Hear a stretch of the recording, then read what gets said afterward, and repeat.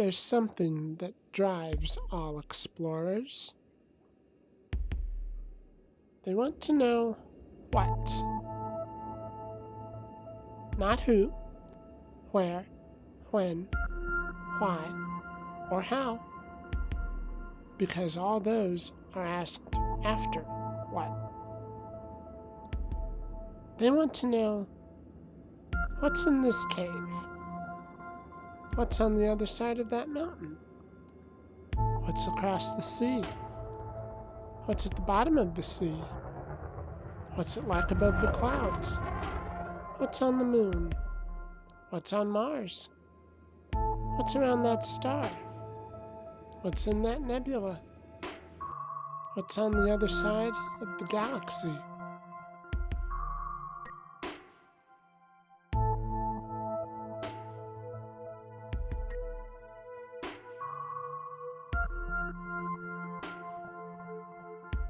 Commander's Log, November 12th, 3306. Expedition Day 2. Commander John Pookie 84 reporting. Everything's going well so far, with one exception. There's some unfinished business I have to take care of, which I should have done before I made my first jump. I forgot to introduce my ship.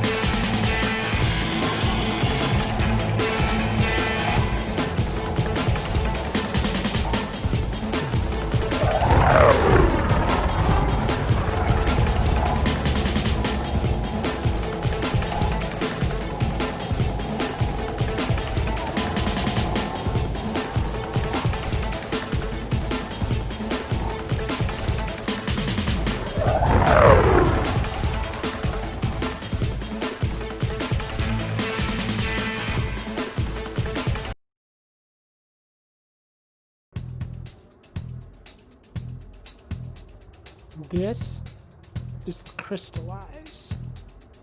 She's a Crate Phantom. Smaller than the Crate Mark II, and definitely smaller than my Anaconda. I've spent the last few days modifying the heck out of her. I took off as much weight as I could while strengthening her hull to the maximum potential. She's a cardboard ship now. Stripping her down, along with dropping in the best frame shift drive and engineering it to its full potential and range extension, gave her a 54 light-year jump range. But that wasn't enough. The Ramble On can do 60 light years in one jump. I wanted the Phantom to go at least 1 light year more. So I found a planet with some ancient ruins of a race we know only as the Guardians. I acquired some data and materials from the ruins, and then met up with an individual who was able to make a booster for the Phantom's frameshift drive. I got an extra 10 light years from it, so she'll now do 64 light years and 68 unladen. Speaking of data acquisition, see these pylons? Those are the most advanced sensors I could find. The Ramble-On has good sensors, but these are much better. They'll pick up almost anything, and they're open source, so I can modify them if I need to. She's fast, too. However, there's a catch. In the interest of saving weight, her power distributor is only just sufficient, and that's after fully modifying it for prioritizing the engines. She can boost, and it's a big boost, but she can only do it once before the power distributor has to recharge. Also, the boost is so powerful that it makes turning difficult the faster she goes. You may have noticed by now that she's very shiny, and her color keeps changing. This isn't just a pretty paint scheme, though. It solves a problem I had with the Ramble-On. When I was on that planet 1 light second from its star, I tuned the shields to block out the really nasty radiation, but that diminished their ability to block out thermal radiation, also known as heat. This paint job fixes that because it first refracts, then reflects heat in the same way it first refracts, then reflects light. Also, because the heat is first refracted before being reflected, it's weakened even further. Paint has its limits, but it's far better thermal protection should I find myself in that situation again. Also, it let me strengthen the shield's capability to block the really bad radiation. My SRV has a similar paint job, although that's just one color. She's definitely smaller than the Ramble-On on the inside, too. The Anaconda was like flying a small office building. The Phantom is like flying a small house, only much more agile. She's very well furnished from good IKEA and is surprisingly roomy. And here I am.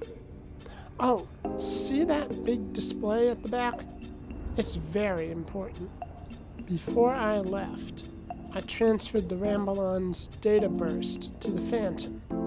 It's all on a dedicated computer at the back of the bridge and is being studied by an AI program called the Highly Efficient and Intelligent Data Interpreter. I just call her Heidi. Unlike my ship's cockpit voice assistant, or COVIS, Heidi doesn't have a voice. Okay, she doesn't have a human-sounding voice. I didn't want her and my ship's COVIS fighting over who's the better AI. She's also a completely independent system, though she can be linked to the Phantom's systems if I choose to do so. Again, I wanted to minimize cyber catfights. So, that's the grand tour. I'm hoping to bring the wonders of the galaxy, as well as my previous expedition's data, into crystal clear clarity with this ship. Is it any wonder I named her Crystallize? Also, as you probably figured out by now, I'm a true explorer too.